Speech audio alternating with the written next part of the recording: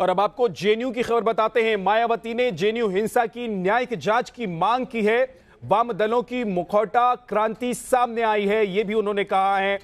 आपको बता दें कि ये 4 बड़ी तस्वीरें आपको हम दिखा रहे हैं, जिसमें किस तरीके से जेएनयू के मामले पर प्रतिक्रियाएं आ रही हैं वो हम आपको बता रहे हैं। वाम दलों की मुखौटा क्रांति सामने आई है। ये अमित मालवीय हैं, बीजेपी के। वो कह रहे हैं जेएनयू हिंसा में बीजेपी के गुंडे शामिल थे। ये सुरजेवाला ने कहा है हमले में जेएनयू प्रशासन का समर्थन था, ये भी सुरजेवाला कह रहे हैं।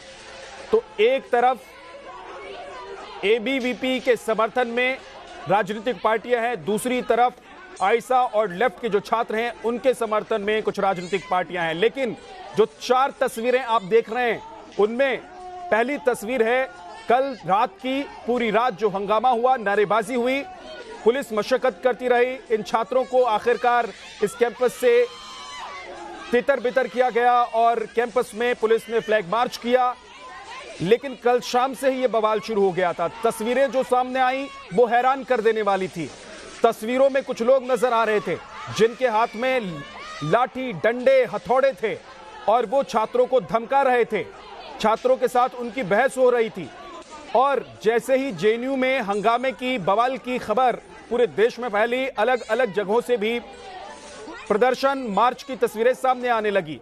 और इस वक्त की बड़ी खबर आपको बताएं, वाम दलों की मुखौटा क्रांति है। बीजेपी के अमित मालवीय ने कहा है, दूसरी तरफ सुरजेवाला कह रहे हैं कि जेएनयू में जो हिंसा हुई है उसमें प्रशासन का समर्थन हासिल था छात्रों को। इसका मतलब यह कि प्रशासन बैठकर चुपचाप सब कुछ देखता रहा, बवाल जेएनयू में मचता रहा, छात्र हंगामा करते रहे, खून बहाते रहे, एक दूसरे का जख्मी करते रहे, छात्रों को लाठी डंडे चलाते रहे और प्रशासन देखता रहा। ये सुरजेवाला कह रहे हैं। ये कांग्रेस की तरफ से आरोप लगाया जा रहा है, लेकिन बीजेपी की तरफ से कहा यह जा रहा है कि जो लेफ्ट के छात्र हैं और लेफ्ट क्रांति जो है उसका मुखौटा अब हट चुका है।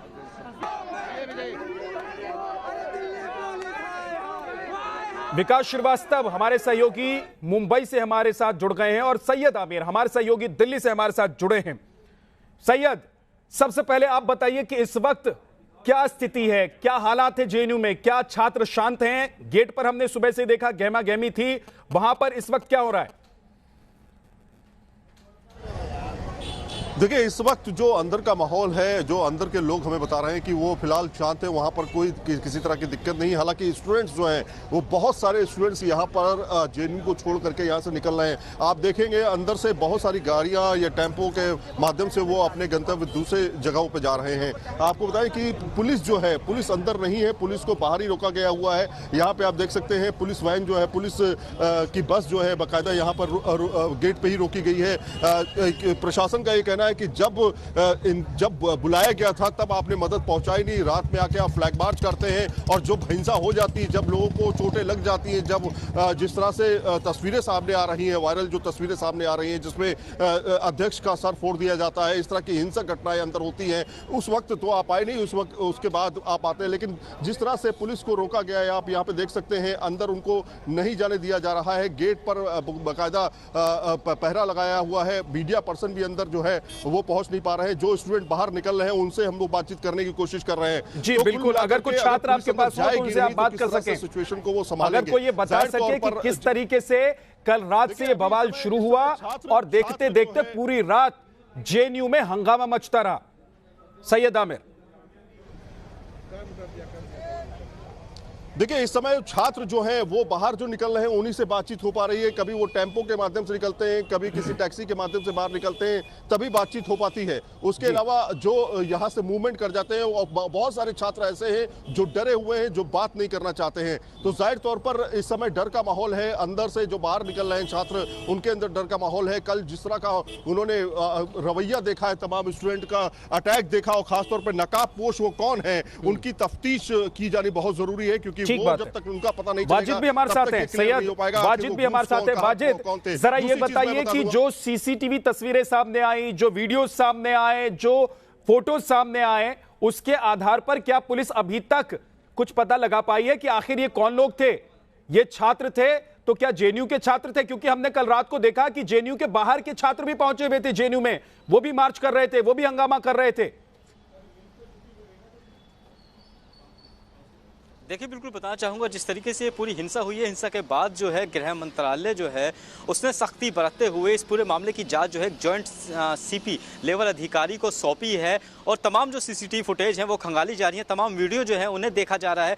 और जिस तरीके से लग रहा है कि जो जिन्होंने हिंसा फैलाई है, जो मफल करके जेएनयू कैंपस के अंदर घुसे हैं, उनके डील डॉल से, उनकी चाल ढाल से, उनके जिस तरीके से उनकी लैंग्वेज है उससे पता चल रहा है कि उसके अंदर जो है भारी तत्व का जो होना है उससे इनकार नहीं किया जा सकता है। पुलिस भी इस बात को मान रही है कि जिन लोगों ने वहाँ पे हिंसा फैलाई है उसके अंदर भारी तत्व जो थे वो भी मौजूद हो सकते हैं। और अगर बात करें छात्रों की, तो कई छात्रों का ये भी कहना है कि उन लोगों को उन्होंने कभी नहीं देखा जिन लोगों ने ऐसी हिंसा फैलाई है। तो जाहिर सी बात है, जो कल जेएनयू के अंदर पूरी जो घटना हुई है वो कहीं ना कहीं अंदेशा दे रही है कि बड़ी साजिश जो थी उसको करने की कोशिश की गई थी और शायद उस साजिश को पूरा करने की कोशिश भी हुई, क्योंकि जिस तरीके पूरी हिंसा हुई, हिंसा के बाद से ही जो है लगातार बवाल जो है मस्ताना, ना अस्पताल छोड़ा, ना सड़क छोड़ी, ना पुलिस हेडक्वार्टर छोड़ा, हर जगह जो है विरोध प्रदर्शन, धरना प्रदर्शन जारी रहा। साथ ही साथ हमने एम्स के ट्रॉमा सेंटर के अंदर एक चीज और देखी, जो लोग जो है जो जख्मी हुए थे उनमें से कितने छात्र छूट गए हैं,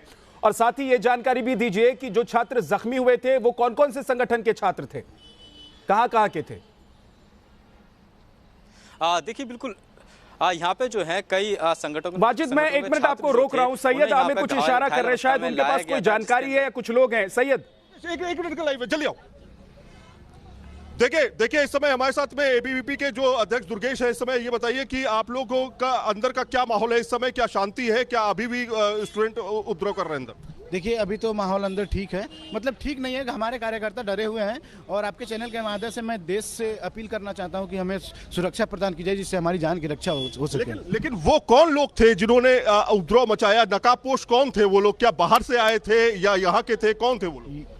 वो वही लोग थे जो 9 फरवरी 2016 को इस कैंपस में आते हैं, लेफ्ट के लोग इस कैंपस में उनको घुसाते हैं और जो देश विरोधी नारे लगाते हैं, इस देश को तोड़ने की कस्में खाते हैं। ये वही लोग थे जो 2016 में थे। जरा इनसे ये पूछिए कि जो तस्वीरें कुछ सामने आई हैं, जो वीडियो सामने आए, उसमें किसी को पहचान पा रहे हैं क्या ये लोग? एबीवीपी के जो छात्र हैं जो आरोप लगा रहे हैं कि वो लेफ्ट के छात्र थे या बाहर के छात्र थे? आप पहचान पा रहे हैं? जो तस्वीरें सामने आ रही हैं, जो वीडियोस हैं जिसमें नकाबपोश सामने आए हुए हैं, उसमें किसी को पहचानते हैं आप? कोई नहीं, देखिए, जब आपका मुंह ही ढका है तो हम आपको कैसे पहचान पाएंगे कि आप कौन है? आप 3 दिन का फोटो देखेंगे तो गीता कुमारी जो एक्स जेएनयू प्रेसिडेंट हैं, सीआईएस बिल्डिंग में नकाबपोशों के साथ बैठी हैं। तो आप गीता कुमारी से जाके पूछे कि नकाबपोश कौन है, क्योंकि नकाबपोश वो लेके आए थे, विद्यार्थी परिषद नहीं आया था। विद्यार्थी मैं जानना चाह रहा हूं कि क्या यहाँ के लोग थे या बाहर से प्लान करके अंदर लाए गए? ये तो जांच का विषय है कि वो लोग कौन थे। ये जांच का विषय है ना कि वो लोग कौन थे, लेकिन ये ठीक है, जांच का विषय है, लेकिन आरोप दोनों तरफ से है। आरोप दोनों तरफ से हैं। बिल्डिंगों में सैयद, आरोप दोनों तरफ से हैं। एबीवीपी के छात्र कह रहे हैं कि लेफ्ट के छात्र हंगामा करने के लिए, बवाल करने के लिए आए थे, और लेफ्ट के छात्र कह रहे हैं कि एबीवीपी के छात्रों ने बवाल मचाया था, मारपीट की थी। एक छोटा सा ब्रेक, इस बड़ी खबर पर हम बने हुए हैं, हम चलेंगे। विकास श्रीवास्तव हमारे सहयोगी मुंबई से हैं, उनके पास भी चलेंगे एक छोटे से ब्रेक के बाद।